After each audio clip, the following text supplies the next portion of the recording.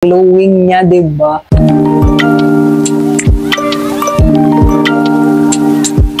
Hi gang, and welcome back to my YouTube channel. And for today's video, meron na naman akong bagong product na i-share sa inyo. At itong product na to ay kalalabas lang talaga niya sa market. Plus, kailangan natin to, lalong-lalo ngayong panahon na super init. Bago ko ipakita sa inyo, gang, ang product na i-review natin ngayon sa mga baguhan dito sa aking channel, ako nga pala ang inyong Ate Tin at gumagawa ako ng mga product review dito. At welcome na welcome kayo dito, lalong-lalo kung gusto niyo ang mga ganitong content. At sa mga subscribers ko naman, pasensyahan nyo na medyo hindi tayo nakakapag-upload kasi medyo naging busy lang. Pero ngayon, tinatry ko na talaga yung best ko. Makapag-upload ako daily ng ating mga content, mga product reviews. At eto na, hindi ko na patatagalin, i-share ko na sa inyo kung ano ang product na i-review natin today. So, ito na siya mga ging, Premium Sun Perfect Tinted Sunscreen ng Hikari Essential. So, ito yung ating i-review ngayon. Kakalabas lang nito sa market kasi kung nakaano kayo sa Black App, sobrang trending talaga ng tinted sunscreen. So, ayan, meron silang inalabas at ito hindi ko pa talaga siya inopen, hindi ko pa nakita kung ano yung itsura niya sa loob kasi gusto ko na samahan nyo ako na i-unbox natin itong kanilang Premium Sun Perfect Tinted Sunscreen. Good spectrum pala itong sunscreen nila. So, naka-box siya. Ayan, napaka-ano ng box niya, napaka-demure. Ang cute na kanyang packaging. At alam mo yun, mukha siyang mamahalin pero affordable lang natin itong mabibili.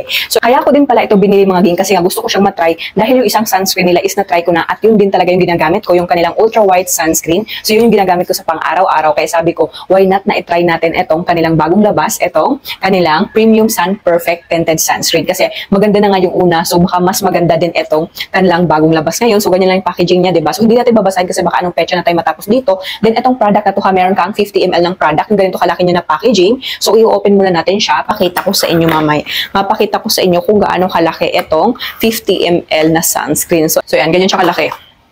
Ganyan kalaki yung kanilang sunscreen.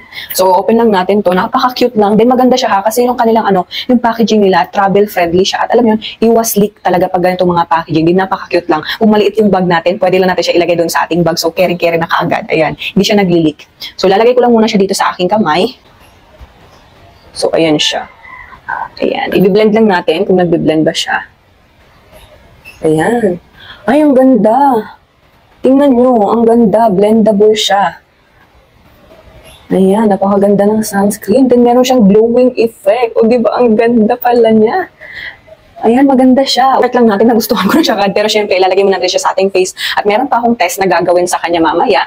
So, maglalagay na tayo dito sa ating face. Dapat daw, 2-finger method. Pero ako kasi, hindi na ako nag-2-finger method kasi maramihan din talaga akong naglalagay ng sunscreen sa face ko. So, syempre, kailangan malapitan tayo para makita niyo na mabiblend natin siya kung mag-a-adapt ba siya sa kulay ng balat ko. Kasi meron na rin ako mga nagamit na tinted sunscreen. Pero alam mo yun, umitin yung face natin.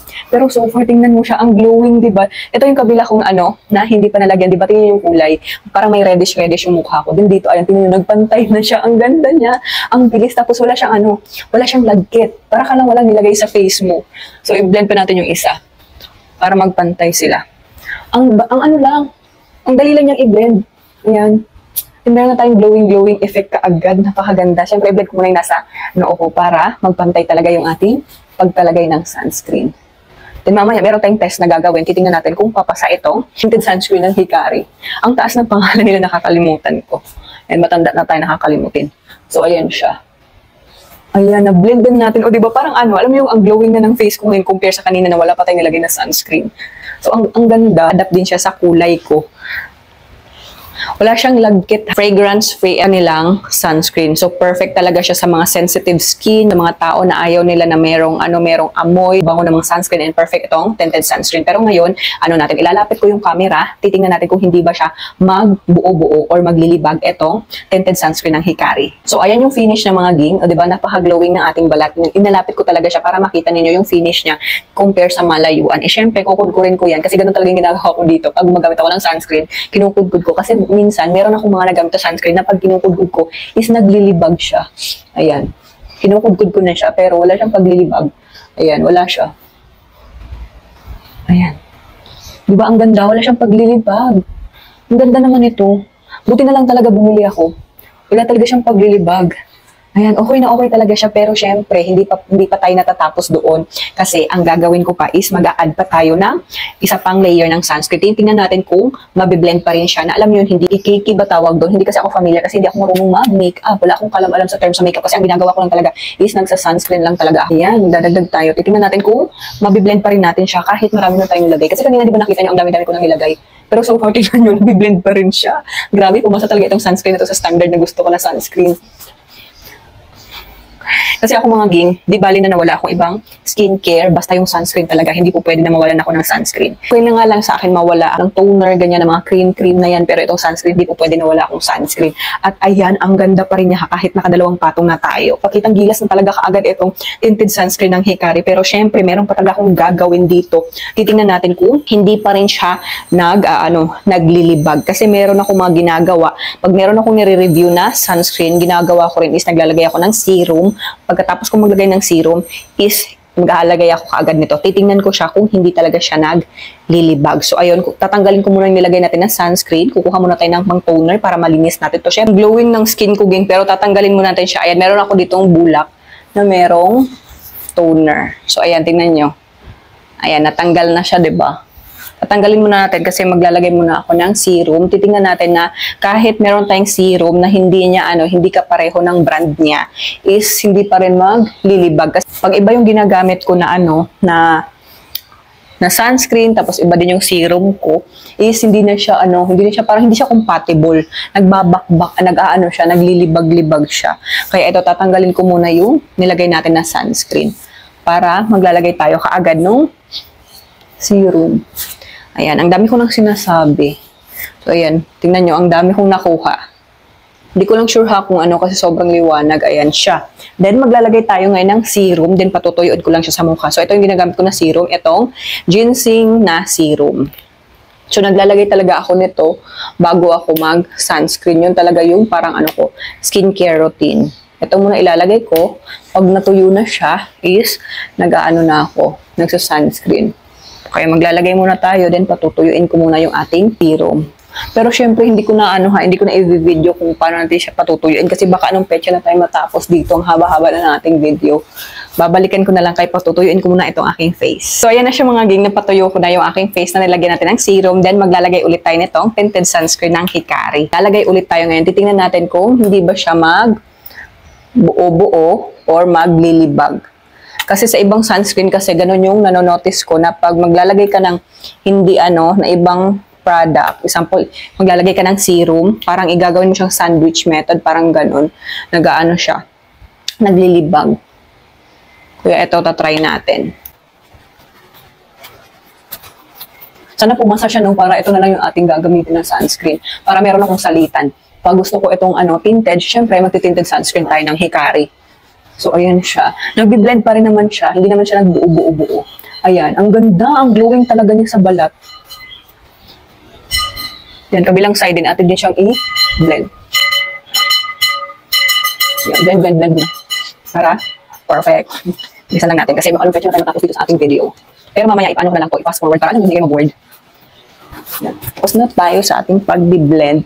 At so far, mga ging, blendable pa rin siya kahit meron na tayong nilagay na ibang product. Naglagay tayo ng serum.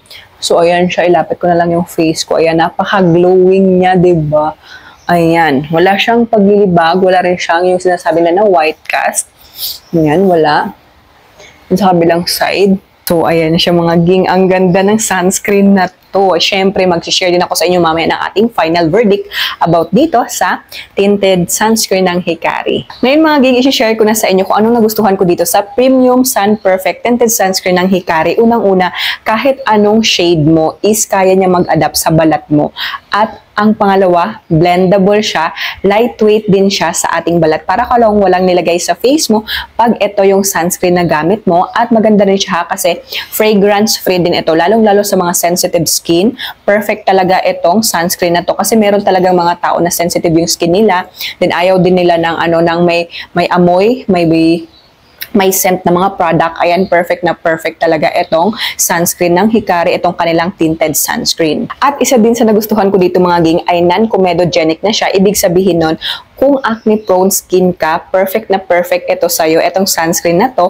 Plus, kung ikaw naman ang skin na ayaw mo magkaroon ka ng mga breakout, ayan, bagay na bagay talaga to sa'yo, itong Sun Perfect Tinted Sunscreen ng Hikari. At mabilis lang siyang mag-absorb sa ating balat, plus nag-a-adapt siya at mukha lang siyang natural skin mo pag ito yung gamit natin na tinted sunscreen. Hindi siya kagaya sa ibang sunscreen na alam yun, parang nag-iiba yung kulay ng balat mo. Hindi po siya ganun, nag-a-adapt siya. Kaya ang ganda talaga nitong sunscreen ng Hikari. Kaya ikaw mga ging, kung mahilig ka rin sa tinted sunscreen, ayan, isama mo na ito sa listahan mo, itong Sun Perfect Tinted Sunscreen ng Hikari kasi maganda talaga yung quality niya, maganda yung kanyang yung kanyang lapat sa skin at isa pa, siya, suitable din siya for all skin type. Then FDA approved na rin po itong product nila kaya safe siyang gamitin. At kung ikaw mga ging nakagaya ko na hindi ka marunong mag-makeup, perfecto sa'yo kasi ito na lang ilalagay mo plus lip tint, gora na gora ka na. Pwede ka na agad umalis kasi perfect na kaagad yung face mo kasi nga ang ganda ng finish niya. Smooth finish siya tapos natural looking pa. O diba san ka pa dun? Then affordable mo lang itong mabibili. Napaka-cute pa ng kanyang packaging.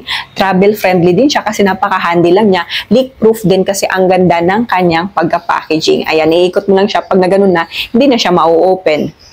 O diba? Napakasulit. Then kung maliit yung bag mo, perfect din siya. Pwede mo lang siya ilagay or kahit ibulsa natin, pwedeng-pwede. So yun lang mga ging ang video natin ngayon at sana nagustuhan nyo. At kung meron man kayong gustong product na ipa-review sa atin, mag-comment lang kayo para mabasa ko kaagad at magawan kaagad natin yan ng review. So ayan lang, maraming salamat sa pagsama at sana sa next ko na video, sasamahan nyo pa rin ako. Bye-bye!